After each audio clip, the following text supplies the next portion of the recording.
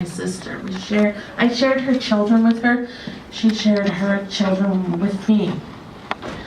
And one of the things as a social worker that I realize is the statistics that we go through, and as an entity person. And I think Peter talked a little bit about we have so much loss in our communities. The statistics are enormous.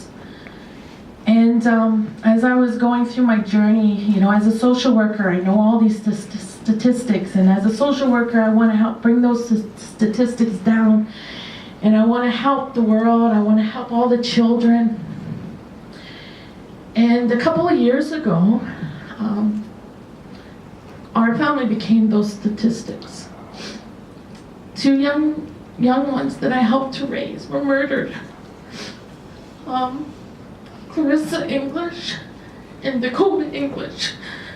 And they were murdered by my nephew on my dad's side.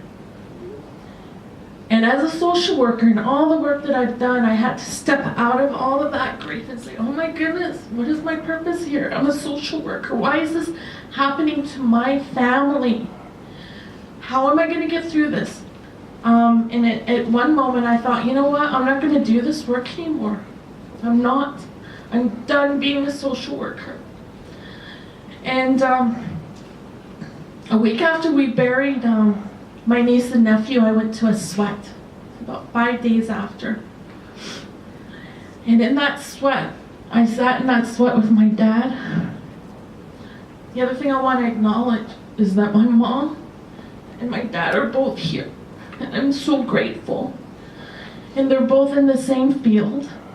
And I think I was joking the other day, because you always have to tell yourself positive affirmations. I said, oh my God, I have such an amazing dad and amazing mom, and I'm amazing. And I'm really grateful to have them both here with me today. Thank you. So, 5 days after we buried my niece and nephew, I sat in that sweat lodge with my dad.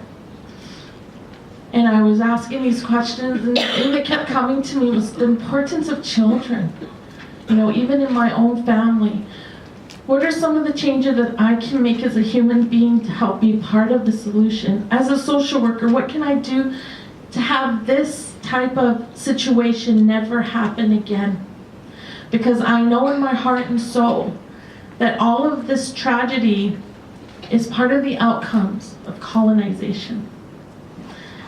And as a people, we have to understand that the forgiveness has to be there. So there's no blame, there's no resentment. So in that sweat lodge, the thing that came to me was the importance of our children and how we've lost that as a community. And then I had to really step back and say, okay, Karen, what part of this, how can you be part of the solution? And help bring people together to talk about these types of situations? And how can we create better programs? How can we support young people so that they stay on a better path and not fall into addictions? Like, all of this is connected. And I think, like Leroy said yesterday, the flux, how we're all connected. One situation is a ripple effect to another situation. And us as Indigenous people, we're in that flux.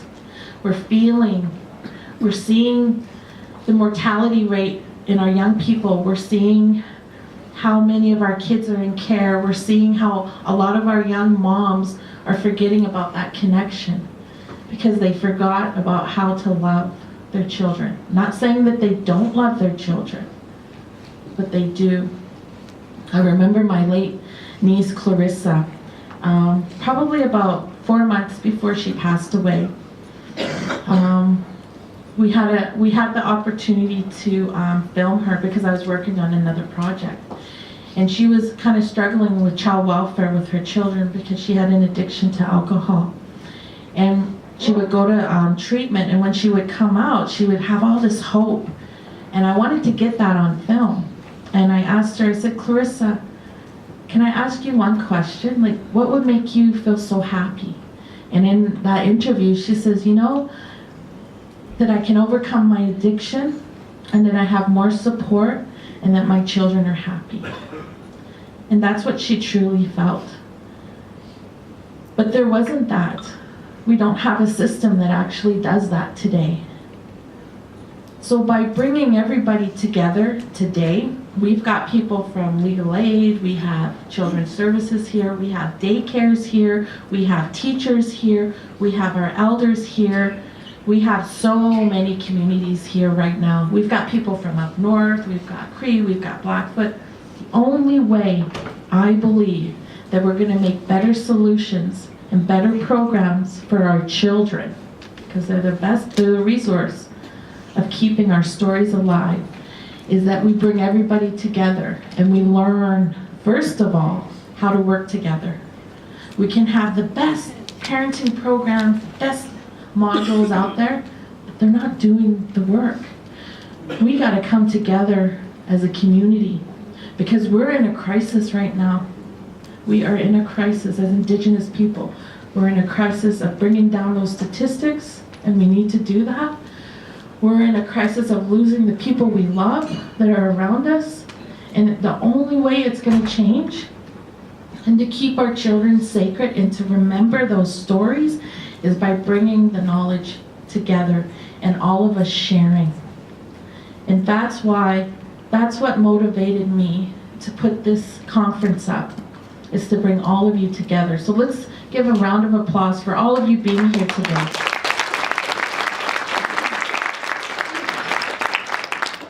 So part of this process is we sat and we listened to so many knowledge keepers yesterday. Every one of them brought something to the table. Leroy talked about our connection. He talked about flux. He talked about quantum physics in terms of how we're all connected, how as Indigenous people we believe we're connected to the rocks, to the trees, to each other. And then Dr. Pace brought in that intergenerational piece and how important it is to acknowledge our grandmothers who stood behind us and the healing that goes with that. She showed all of us a tool that we can bring home to our communities. Then we brought in our knowledge keepers, and each one of our knowledge keepers stood up here and they gave us each a little teaching. Each of them had such an amazing story, and each of them brought teachings to help us, inspire us, to give us knowledge.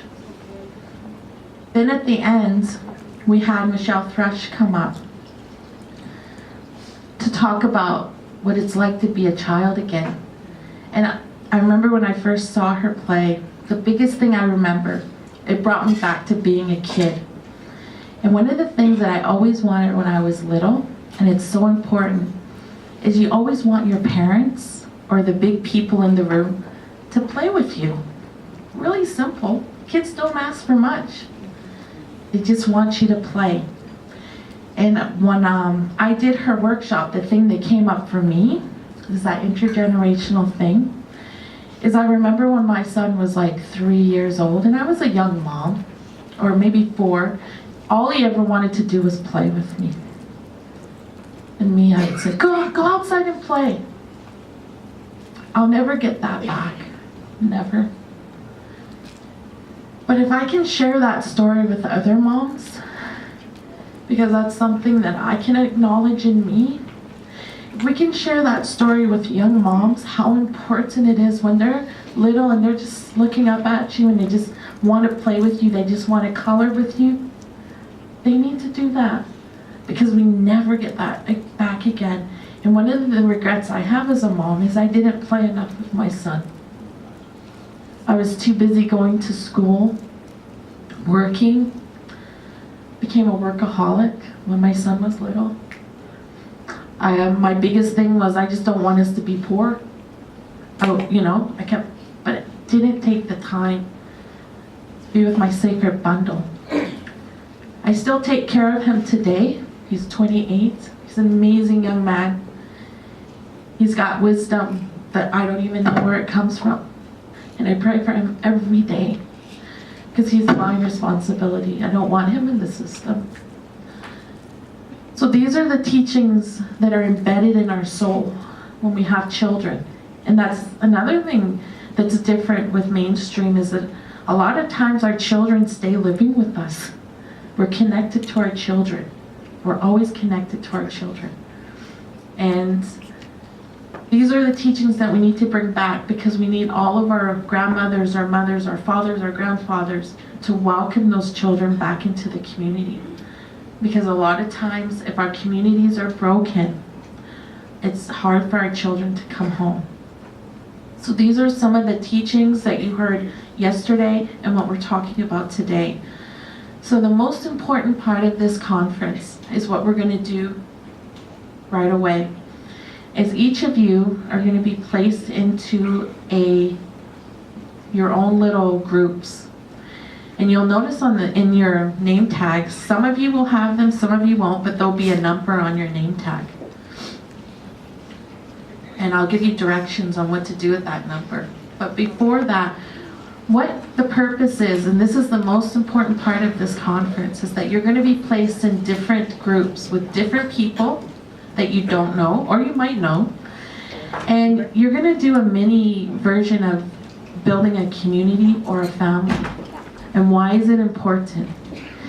And when you build that relationship with that group that you're going to be placed in, at the end of this, you're going to come together with some solutions. Because the other thing that we have to remember, so many times as Indigenous people, the system said, okay, this is how you're going to take care of your children. This is the parenting program that you need. This is the mandated, like child welfare. You need, mom, you need to go to treatment, you need to do this, you need to do this, you need to do this. Not once did we ever ask that mom what she needed. So what you get to do as a community, as whatever role you're playing in your community, is you get to be in this mini community and you get to share, and you yourselves get to come up with 3 solutions on how to empower and make better programs